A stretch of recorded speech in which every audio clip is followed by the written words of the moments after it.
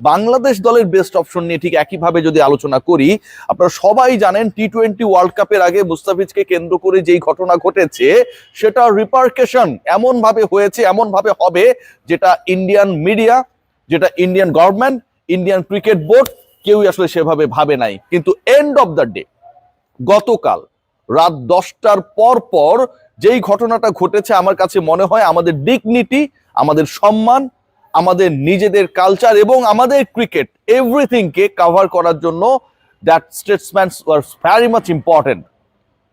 আইন উপদেষ্টা আসিফ নজরুল স্যার যে কথাটা বলেছেন যে গোলামির দিন শেষ, আইসিসি অনেক বড় মাতবর হতে পারে, বাংলাদেশের একজন ক্রিকেটারকে যেই দেশের ক্রিকেট বোর্ড না খেলানোর জন্য সেই দেশের ওই ফ্র্যাঞ্চাইজি লিগের কলকাতা নাইট রাইডার্সকে বাধ্য করে, সেই দেশ বাংলাদেশের 15 জন ক্রিকেটারের, 22 জন কোচিং স্টাফের, সমর্থকদের, সাংবাদিকদের, ক্রিকেট বোর্ডের ডিরেক্টর যারা রয়েছেন তাদের নিরাপত্তা কি করে দেবে?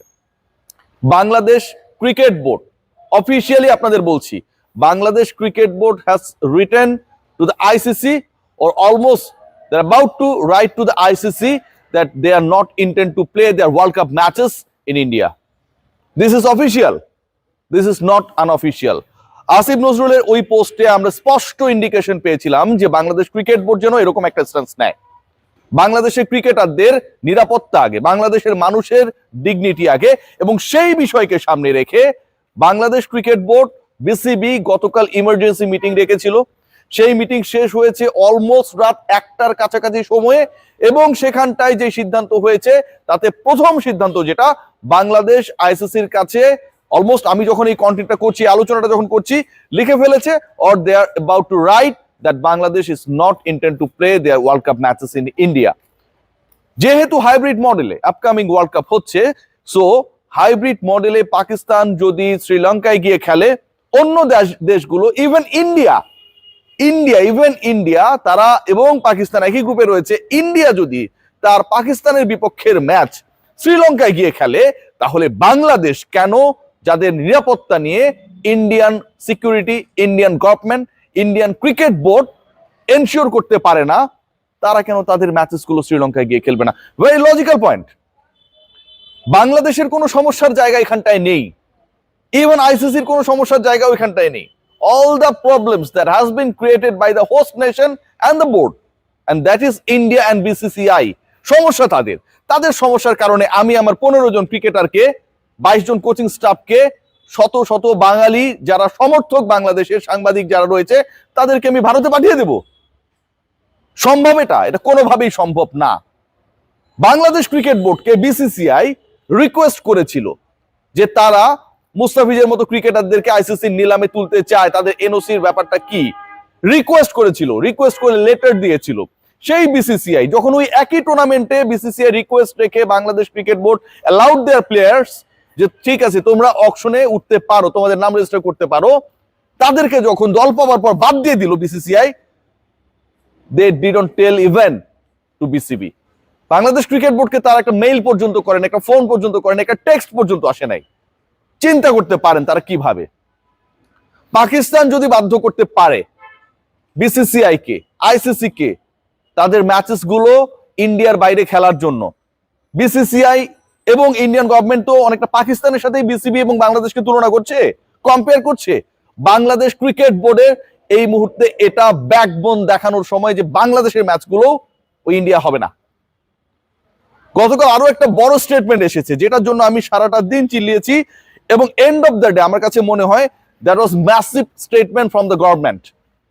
তথ্য সম্প্রচার মন্ত্রণালয়, আমাদের অনেকেই রয়েছেন যারা আসলে আইপিএল এর খেলাগুলো দেখে, অনেকগুলো চ্যানেলস এগুলোর সাথে ইনভলভ, কেউ অনলাইনে, কেউ টেলিভিশনে এটার সাথে ইনভলভ। তাদের প্রতি ডিউ রেসপেক্ট রেখে বলছি, বাংলাদেশেই আপনারা ব্যবসাটা করেন, বাংলাদেশের মানুষই আপনাদের ভিউয়ারশিপ ক্রিয়েট করে। বাংলাদেশের মানুষের ক্রিকেটের ইজ্জত যারা দেয় না, তাদের খেলা দেখানোটা খুব বেশি গুরুত্বপূর্ণ না। তথ্য সম্প্রচার মন্ত্রণালয়কে আইন উপদেষ্টা এবং ক্রীড়া উপদেষ্টা আসিফ নজরুল স্যার দুই মন্ত্রণালয়ের দায়িত্বে রয়েছেন। আসিফ মাহমুদ সজীব ভুঁইয়া চলে যাবার পরে ক্রীড়া উপদেষ্টার দায়িত্ব তিনি রয়েছেন। স্পষ্ট করে বলেছেন যে he will request to the information ministry not to telecast the IPL matches in Bangladesh in the upcoming season. আমার কাছে মনে হয় গতকালকে ব্যাকবোন দেখানোর যে জায়গাটা ছিল, সেই জায়গায় বাংলাদেশ গভর্নমেন্ট কাজটা করেছে। বাট বিসিবির রোল নিয়ে অনেক প্রশ্ন রয়েছে। This are not my words, not my sentences, not my research. Daily star report করেছে, ডেইলি স্টারকে উদ্ধৃত করে অনেকে রিপোর্ট করেছে যে বাংলাদেশ ক্রিকেট বোর্ডের একজন কর্মকর্তা, নাম প্রকাশ করতে চান না, তিনি জানিয়েছেন কি জানেন? তিনি জানিয়েছেন যে বাংলাদেশের ম্যাচেস গুলো এই মুহূর্তে very difficult for ICC and BCCI to transfer to Sri Lanka. এটা কোন ধরনের কথা ভাই? আপনি বলার কে? আপনি বলার কেউ না। আপনি এটা বলবেন যেভাবে হোক বাংলাদেশের ম্যাচ সরাতে হবে। নাম প্রকাশে অনিচ্ছুক কর্মকর্তা বিসিবির। ভারতীয় ক্রিকেট বোর্ডের কি সমস্যা, আইসিসির কি সমস্যা, সেই সমস্যা নিয়ে আপনাকে ডিল করতে হবে। আপনি আপনার সমস্যা নিয়ে ডিল করবেন, বাংলাদেশের ক্রিকেটারদের সমস্যা নিয়ে ডিল করবেন, ডিগনিটি নিয়ে ডিল করবেন। সেই চিন্তা না করে আপনি স্টেটমেন্ট দিচ্ছেন যে এই মুহূর্তে এটা ভেরি টাফ। এই মুহূর্তে এটা ভেরি টাফ হয়ে গেলে এটা তাদের সমস্যা, তারা সলভ করবে, not you. You are not responsible for that. Bangladesh cricket board যখন এরকম একটা স্ট্যান্স নেয়, এরকম যখন ডিরেক্টরদের একজন এইরকম কথাবার্তা বলে, তার মানে বোর্ডের মধ্যে এই কথাগুলো চলে। এটা very unfortunate, very unfortunate. Bangladesh cricket board কড়া প্রতিক্রিয়া দেখাতে গিয়েও কেমন যেন ডিফেন্সিভ ওয়েতে চলে যায়। This is also very unfortunate. Cricketer না থাকলে, ক্রিকেট না থাকলে, সমর্থক না থাকলে, আমার ক্রিকেটাররা ওখানটায় গিয়ে ঝুঁকির মধ্যে পড়লে, মৃত্যু ফাঁদে পড়লে, এই ক্রিকেট বোর্ডের ডাইরেক্টর হিসেবে যারা কাজ করছেন, প্রেসিডেন্ট হিসেবে বিভিন্ন ডিপার্টমেন্টে যারা কাজ করছেন, আপনাদের কোনো অস্তিত্ব থাকবে ভাই? আপনারা নিজেরাই তো এক্সিস্ট করবেন না। প্রতি রিফ্রেশে কলকাতা নাইট রাইডার্স এর ফ্যান ফলোয়ার কমে যাচ্ছে তাদের সোশ্যাল হ্যান্ডেলে।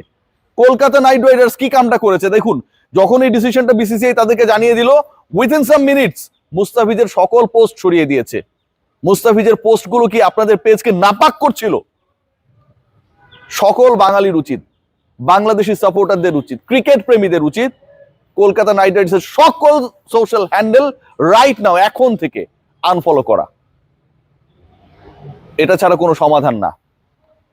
Again I am giving my full thanks, support to the government. যে স্ট্যান্সটা নেওয়া হয়েছে from the sports ministry, Asif Nazrul sir একদমই নতুন এই মিনিস্ট্রিতে, বাট এই গাটস শো করার সময়টা এখনই ছিল। গোলামির দিন শেষ, গাটস উঁচু করতে হবে, গাটস দেখাতে হবে, ব্যাকবোন নিয়ে দাঁড়াতে হবে, এবং সেটাই হবে আমাদের প্রতিবাদ। সবাই ভালো থাকবে, টেক গ্রেট কেয়ার।